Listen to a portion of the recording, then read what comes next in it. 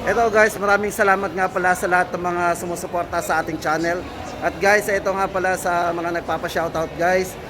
Ito para kay Romano Espinola guys and Espinola family. Maraming salamat po. At syempre, John S. Mitz Sena and John Cyril Galia and kay Kenji Sato at kay Rusion TV guys. Yan. Maraming salamat po sa inyo guys at sa walang sawang pagsuporta sa ating channel. Hello guys, welcome back sa ating YouTube channel. Ngayon nga pala ay another update ulit tayo. Siyempre, napaka-in demand ng mga request natin. Lagi po nagre-request yan ng Tecno, update daw po natin. At siyempre guys, bibigay natin sa inyo yung latest update ni Tecno. Guys, especially sa mga naghahanap ng budget phone, lalong-lalo na ngayon papalapit na Kapaskuhan, tamang-tama to sa naghahanap pa lang ng mga pangregalo. At siyempre, pang-personal phone. Yan guys, wag na natin patagalin kasi yung kanilang mga promo ay tuloy-tuloy pa rin ngayong hanggang November. So yun guys, isa-isahin na natin to. So ito guys, so lagi nating uunahin sa inyo yung mga budget phone para sa mga naghahanap ng murang-murang Android phone. Ito guys, para kay Tecno Spark Go 2023. Oh, yan guys, so may dalawa tayong pagpipilian para do sa kanyang 3GB RAM. 64GB, 3,399 na lang, dating 3,599, so discounted tayo ng 200. Para naman doon sa kanyang 4GB RAM, 3GB RAM, so 7GB RAM po yan. 64 internal storage, 3,599 na lang, naka-discount po tayo ng 100. So yun guys, para dito sa mga full specs guys, ito check natin, para meron kayong idea. 6.6 high definition, dot notch screen, large memory, no, 64GB na po yan. Then, yung kanyang back fingerprint. So, meron siyang security, yan sa likod. At syempre guys, naka 13 megapixel na po yan, dual camera. 5,000 mAh big battery with Type-C na po. So, maganda po Type-C kasi safe po yan pag sinasaksak natin, baliktaran lang. At syempre, trendy design. Hindi na pauhuli yung kanyang design. So, ayun guys, dalawang variant na pagpipilian natin. Pili na lang po kayo kung saan po kayo komportable. Konti lang naman po ang difference. RAM lang po. Ayan, extended RAM po yan. Spark Go 2023. At ito guys, yung katabi natin, si Tecno Spark 10C. So, ito yung may tagline na Glow as you are. Kasi, napakaganda naman talaga, nag-glow talaga yung design niya kasi ito yung futuristic design datingan. Ito guys, maganda dito, check po natin yung kanyang highlights yung overview. So naka 8GB RAM na po yan, tapos 128 na po ang kanyang internal storage. So laki na yan. Then sa camera, meron siyang 16 megapixel para sa clear. Do sa rear camera niya. At syempre guys, kasama dyan yung futuristic design. Yan. Then meron na rin siyang 5,000 mAh battery with Type-C na rin. So maganda dito, naka 6.6 high definition plus na naka 90Hz na po yung refresh rate ng screen. Check po natin kung gaano ka-smooth yan.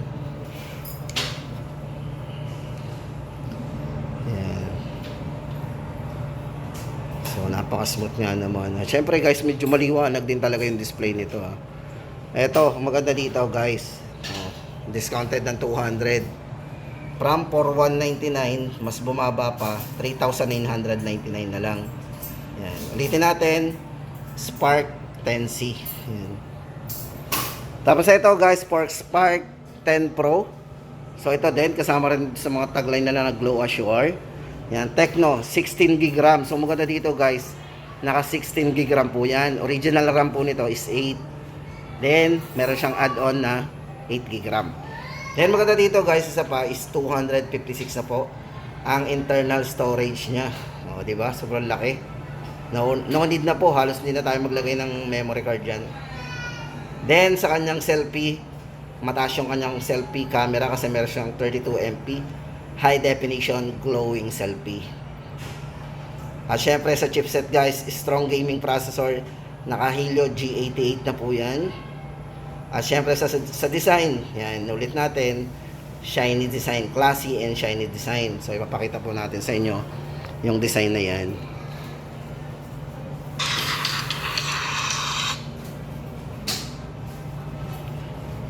sulit na po kayo dito sa dalawa na to.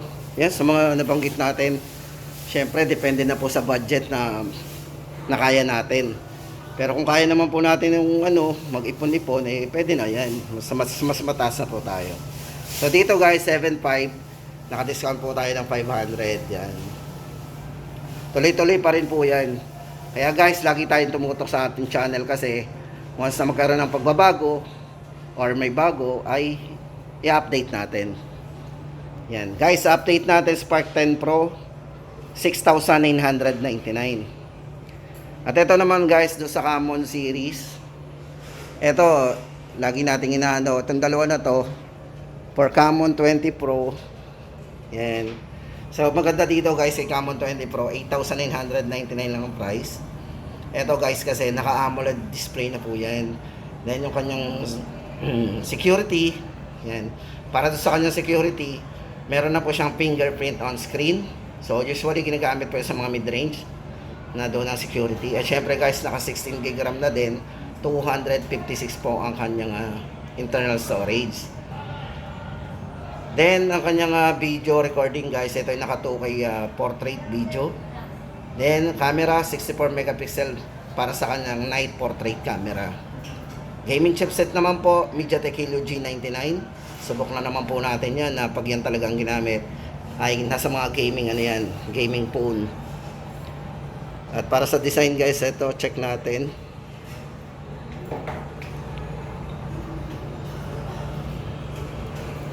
Check natin yung camera. Yan, camera. Guys, Common 20 Pro, 8,999. At ito guys, yung ating Common 20 Pro 5G. Siyempre guys, sa mga naghahanap ng 5G, ito. Pasensya na kasi wala tayong live unit nito. Pero, yun naman ganun na rin. Ito yung design, parehas na parehas po yan sa actual. Tapos guys, ang maganda dito, sobrang taas ang chipset nito. Meron itong chipset na Pro din pala ito So yan. So ito guys, wala tayong hawak na pala Ito. So check na lang po natin yung kanyang specs para doon sa Common 20 Pro 5G. Sobrang taas. Ito guys, naka MediaTek Dimensity 8050. Tapos sa kanyang resolution sa video, ito para sa kanyang video guys, ito naka 4K optical image stabilization portrait video. Size ng screen 6.67 120Hz AMOLED display na po yan. At syempre guys, naka 256 internal storage, 16 GB RAM. So syempre guys, 5G, mas mabilis ang kanyang downloading and uploading. Price update po natin. So ito nga pala, ba't nakikita? So para sa ating update, 11,999.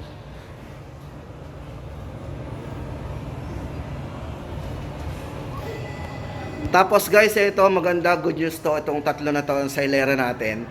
Si POVA 4, POVA Neo 2, at syempre guys, itong si Spark 8C. Yan. Guys, ito unahin natin si Spark 8C. Kasi itong mga to, may special promo yan. So dito, discounted. Pero doon sa dalawa, may special promo silang tinatawag.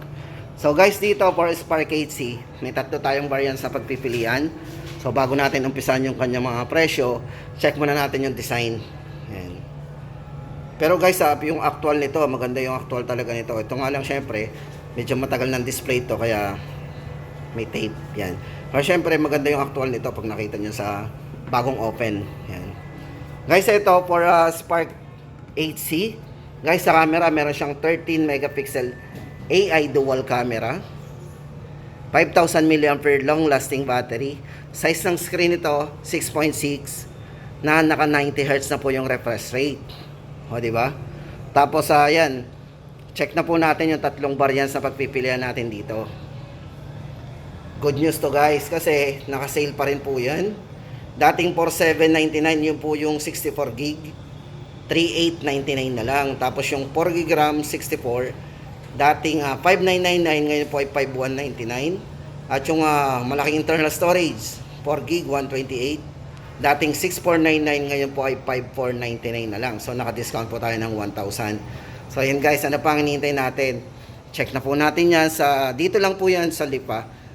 Yun po kasi special promo nila doon sa mga model na to.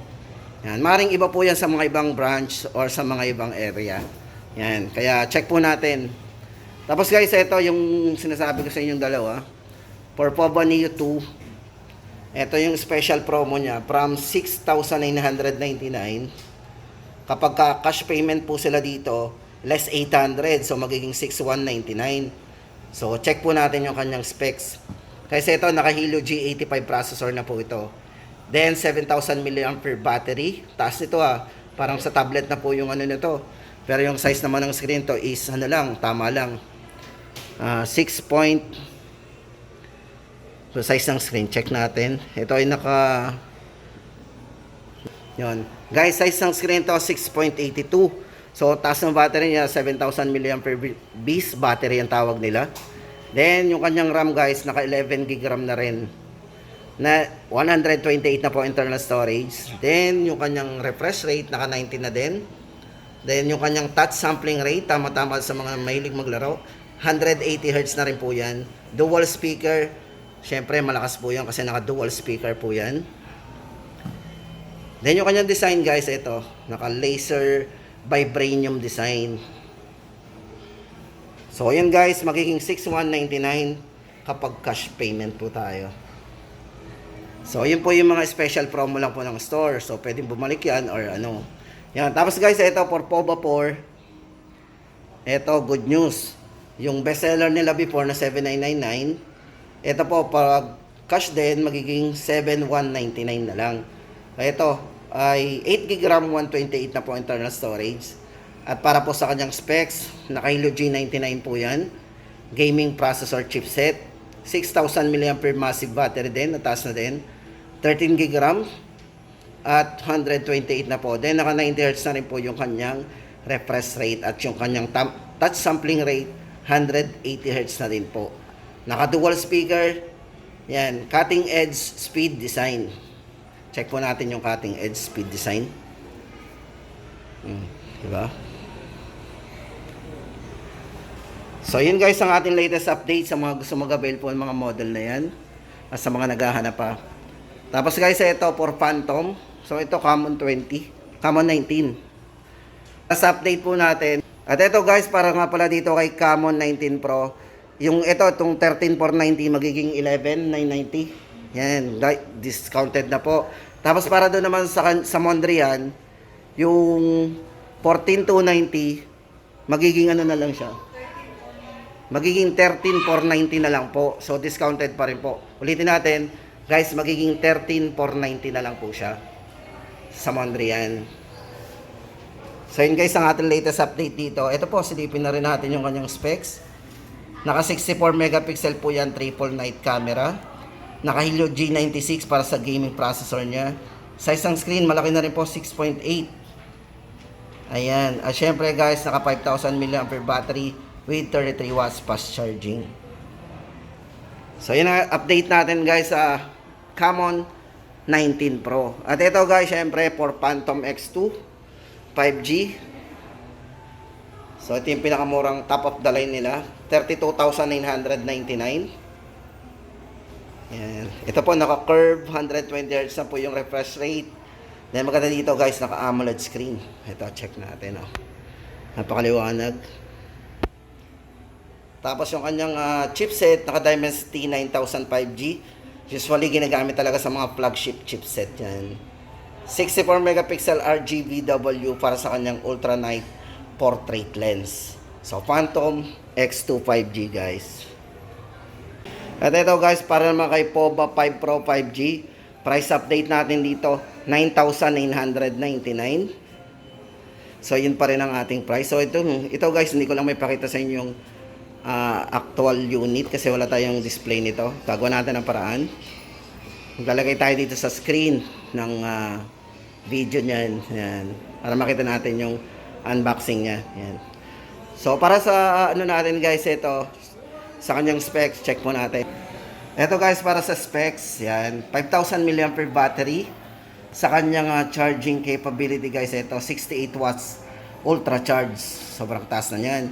Size po ng screen niya 6.78 Naka full high definition plus dot in display po yan. Then 120 Hz na rin po yung kanyang refresh rate sa screen. At syempre naka MTK D6080 5G processor po yan. So mataas po yan para sa mga gamer, tama-tama yan. At syempre camera guys, 50 megapixel artificial intelligence camera. Yan. So yun guys, update natin 9,999. POVA 5 Pro 5G sa mga naghahanap ng affordable na 5G ni Tecno. At yun guys, ito nagtatapos ang ating latest update. At lagi po tayong mag-stay tuned sa aking channel para lagi tayong updated sa mga video na aking i-upload. See you!